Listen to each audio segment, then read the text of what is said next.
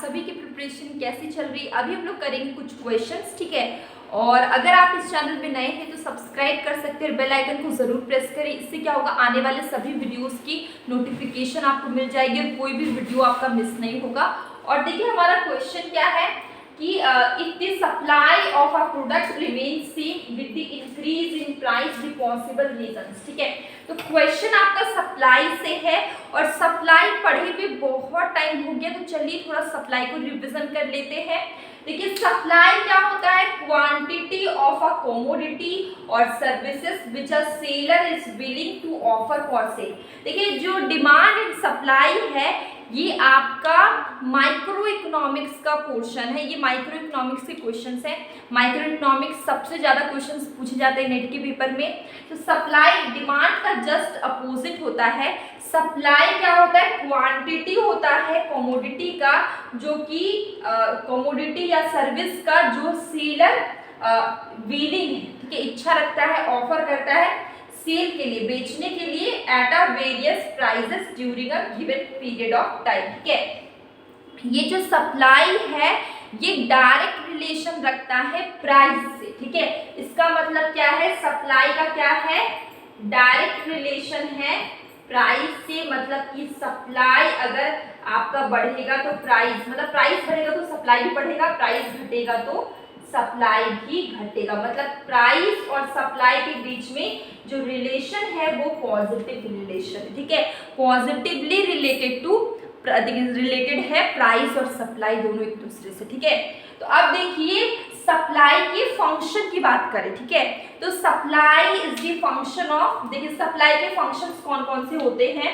Supply का function होता है पीएक्स।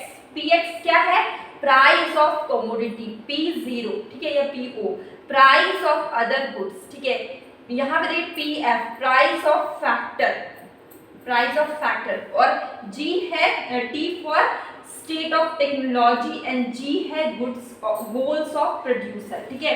तो ये सारे क्या है, सप्लाई के फंक्शंस हैं, ठीक है। कितने फंक्शंस हो गए यहाँ पे, 5। First is price of commodity, price of other good, price of factor, T है टेक्नोलॉजी और G है गोल्स ऑफ प्रोड्यूसर। ये प्रोड्यूसर का गोल्स होता है यहाँ पे, ठीक है। अब हम देखते हैं सप्लाई। सप्लाई में मैंने क्या बोला, लॉ ऑफ सप्लाई क्या हो जाएगा कि जब आपका प्राइसेस बढ़ेगा, ठीक है, तो आपकी सप्लाई बढ़ेंगे, प्राइसेस घटेगा तो सप्लाई भी घटेगा। जैसे कि हम लोग ने डिमांड में पढ़ा, वैसे मैं दोनों को मिक्स नहीं कर रही हूँ। डिमांड में हम लोग ने पढ़ा था higher the price lower the demand, lower the price higher the demand, ये हमारा डिमांड था, लॉ ऑफ डिमांड था। लेकिन लॉ ऑफ सप्लाई की बात करें तो higher the price higher the supply, lower the price lower the supply, ये आपको क्या है, लॉ ऑफ सप्लाई, ठीक है। यहाँ पर मैं लिख देती हूँ, बोलने से ज्यादा समझ में नहीं आता है। मतलब कि higher the price higher the supply, ठीक है। प्राइस जब आपका बढ़ेगा तो सप्लाई भी बढ़ेगा, और lower the price lower the supply, ठीक है। तो प्राइस घटेगा तो सप्लाई भी आपका घटेगा। तो ये आपका क्या है, ये है आपका लॉ ऑफ सप्लाई, जो कि डिमांड का जस्ट अपोजिट है। अब देखिए थोड़ा सा और जान लेते हैं इसके बारे में, बहुत ज्यादा नहीं पढ़ रहे पर थोड़ा थोड़ा पढ़ लेते हैं। देखिए यहाँ पे क्या है कि प्राइसेस आपके बढ़ रहे, 10, 20, 30, एक एग्जांपल ले लिए, प्राइस आपके बढ़ रहे हैं 10, 20, 30, 40, 50, ठीक है। प्राइसेस आपके बढ़ रहे हैं, सप्लाई भी आपका बढ़ रहा है 50, 100, 150, 200, मतलब प्राइसेस जब बढ़ेंगी तो सप्लाई भी बढ़ेगा।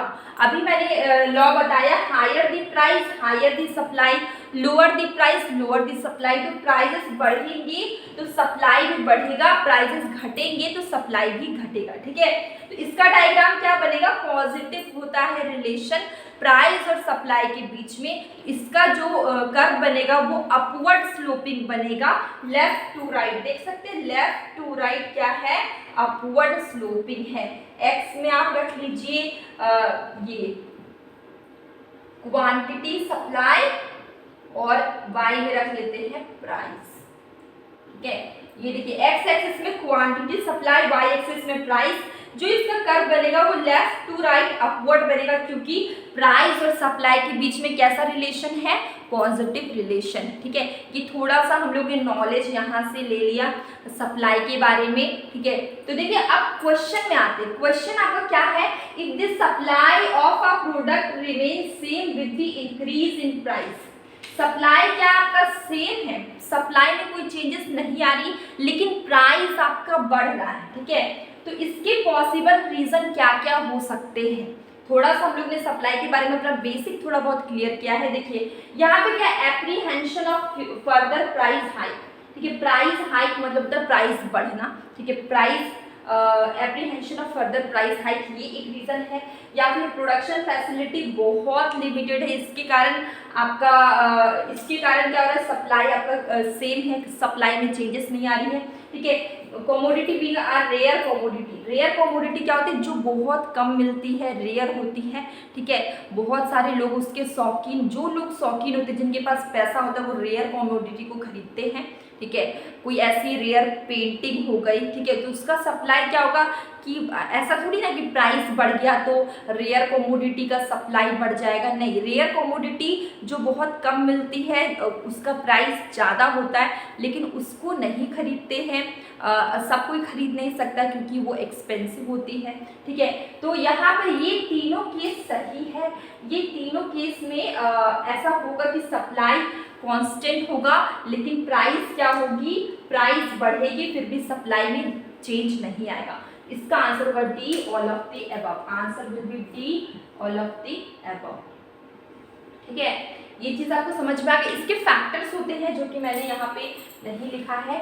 देखिए इसके जो फैक्टर्स होंगे मैं बताती हूँ। इसके जो कुछ फैक्टर्स होते हैं, जैसे कि हाँ, कुछ exceptions of law of supply होते हैं, जैसे कि फ्यूचर एक्सपेक्टेशन, एग्रीकल्चरल गुड्स। ठीक है, ये सब क्या exception of law of supply है।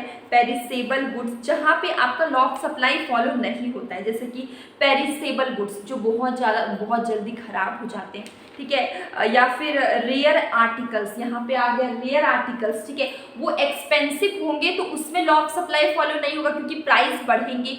तो लॉ ऑफ सप्लाई क्या है कि जब higher the price higher the supply. तो जो एक्सपेंसिव गुड्स होंगे, एक्सपेंसिव प्रोडक्ट्स होंगे, उसमें लॉ ऑफ सप्लाई फॉलो नहीं होगा, क्योंकि अगर उसके प्राइस बढ़ भी जाएंगे तो भी हर कोई की बस की बात नहीं कि उसको खरीदना। ठीक है, तो इन सब चीज़ों में क्या होता है कि लॉ ऑफ सप्लाई फॉलो नहीं होता है। ठीक है, तो अब हम देखते हैं, ये इसका आंसर आपका हो जाएगा डी। अब एक क्वेश्चन है, which of the following is correct for law of increasing return. ठीक है, law of increasing return, law of decreasing return, law of constant return हम लोग ने पढ़ चुका है। ठीक है, ये चैप्टर हम लोग ने किया हुआ है, तो आप इसका आंसर में आप आराम से कर लेंगे। जैसे कि ऑप्शन ए सिर्फ मार्जिनल प्रोडक्ट की बात की जा रही है, एमपी, तो ये तो आपका होगा ही नहीं। ठीक है, बी में देखें तो बी आपका टोटल वेरिएबल कॉस्ट है। हम लोग का यहाँ पे वेरिएबल कॉस्ट के बारे में बात नहीं कर रहे या फिक्स्ड कॉस्ट के बारे में। ठीक है, वो हम लोग ने कॉस्ट चैप्टर में, प्रोडक्शन चैप्टर में पढ़ा है, कॉस्ट चैप्टर में, तो ये आपका नहीं होगा। ये देखिए थर्ड वाला एमपी ऊपर है, उसके नीचे एपी, मतलब ऊपर आपका मार्जिनल प्रोडक्ट है, नीचे आपका एवरेज प्रोडक्ट है, तो ये आपका करेक्ट होगा आंसर। ठीक है, लॉ ऑफ इंक्रीजिंग रिटर्न का। और डी में देखिए मार्जिनल कॉस्ट, मार्जिनल कॉस्ट ये आपका रॉन्ग होगा। ठीक है, ये भी कॉस्ट चैप्टर का है, तो आंसर होगा आपका C. Answer will be C. तो ये हमारे कुछ क्वेश्चंस थे जिसको हम लोग ने आज किया है। तो आपको कोई भी प्रॉब्लम हो, कोई भी कंफ्यूजन हो, प्लीज़ कमेंट बॉक्स जरूर बताइए। अब मैं मिलेंगे एक न्यू वीडियो में, और डेली मैं शॉर्ट वीडियो डालती हूँ जिसमें कि मैं क्वेश्चंस पूछती हूँ, तो आप उसका आंसर भी ज़रूर करें ताकि आपकी प्रैक्टिस और भी अच्छी हो जाए।